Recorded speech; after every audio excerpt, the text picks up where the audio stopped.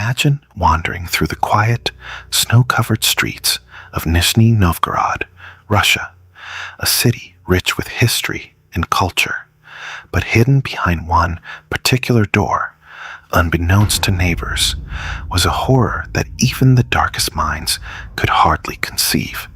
Anatoly Moskvin, a well-educated man, was known for his academic brilliance and peculiar fascination with cemeteries. For decades, he roamed graveyards, cataloging headstones, translating epitaphs, and studying death rituals. But little did anyone know the depths of his obsession. Moskvin's story begins as a seemingly innocent one. A historian by profession, his colleagues respected his scholarly work, even if they found his passion for the dead a little unnerving. But in his mind, death was not the end. It was simply another step in a longer journey. What others saw as morbid curiosity was, to Moskvin, a calling. He wasn't just intrigued by the dead. He believed he had a duty to preserve and save those souls who had left the world too soon, especially young girls.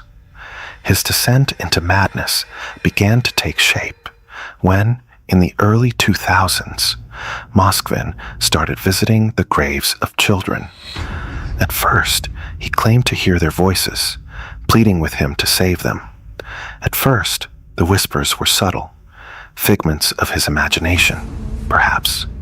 But over time, the voices became more demanding, haunting him, even in his sleep. They spoke to me. They begged me to save them. They didn't want to be buried in the cold ground.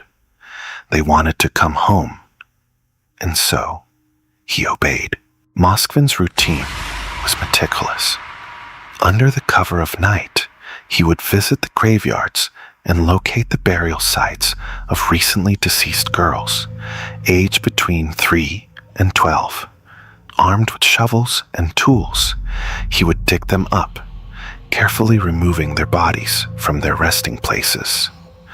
But instead of simply reinterring the corpses, Moskvin had something far more grotesque in mind.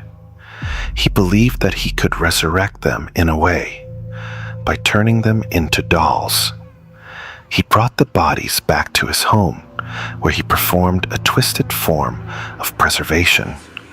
Using techniques he had developed through his research, Moskvin mummified the bodies. He stuffed the hollow cavities of the corpses with rags and cloth, wrapped them in strips of fabric, and applied wax masks to their faces. Some were painted with lipstick, and others had buttons sewn in place of eyes, creating disturbing facsimiles of little girls. He dressed them in bright, festive clothing and positioned them throughout his apartment as if they were his own children. To Moskvin, they were no longer dead. They had been given a second life as his daughters. Each doll was meticulously cared for, with new clothes and wigs, and even makeup applied to keep up their appearance. What's more chilling is that Moskvin would celebrate their birthdays, hosting eerie parties with music and cake. He often talked to the dolls, telling them stories and reading to them, further blurring the line between reality and delusion. The stench of decay permeated the apartment, yet Moskvin remained unfazed, insisting that his girls were happy and safe with him. For years, Moskvin's secret went undetected. His elderly parents, who lived with him, either didn't realize the extent of what he was doing or were too frightened to intervene. Neighbors thought of him as strange but harmless. His scholarly reputation afforded him a level of protection from suspicion. But in 2011, everything unraveled. Local authorities were investigating a series of grave desecrations in Nizhny Novgorod. Bodies of young girls were missing from their graves, but no one had any leads.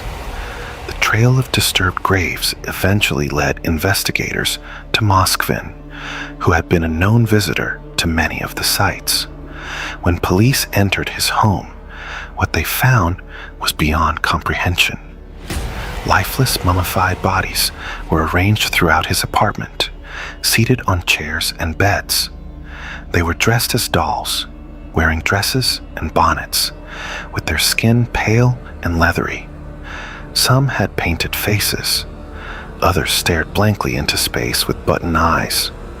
Moskvin had not only mummified 29 girls, but had kept them in his home for years, treating them as part of his family.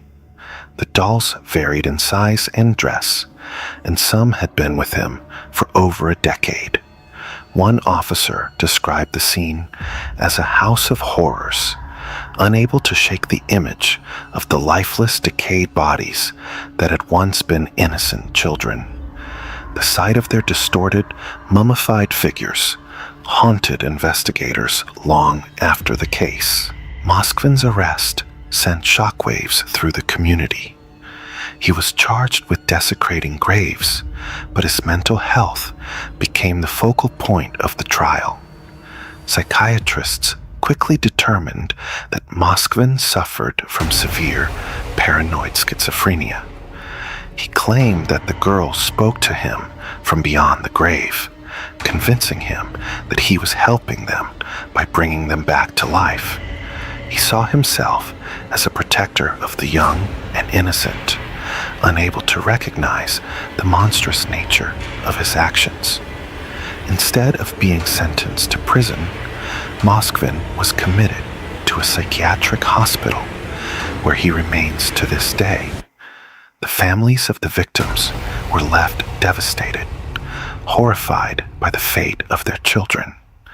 The community grappled with the unsettling truth that such a gruesome, macabre secret had been hidden in plain sight for so many years.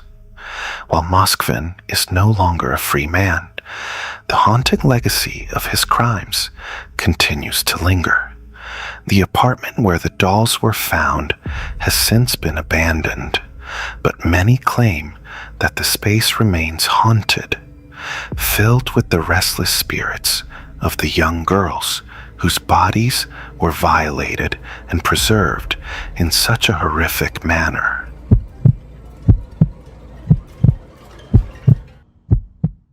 The story begins in 1970, when a seemingly innocent gift would turn out to be the catalyst for a series of unimaginable horrors. A young nursing student named Donna was given a Raggedy Ann doll by her mother as a birthday present. At first, Donna thought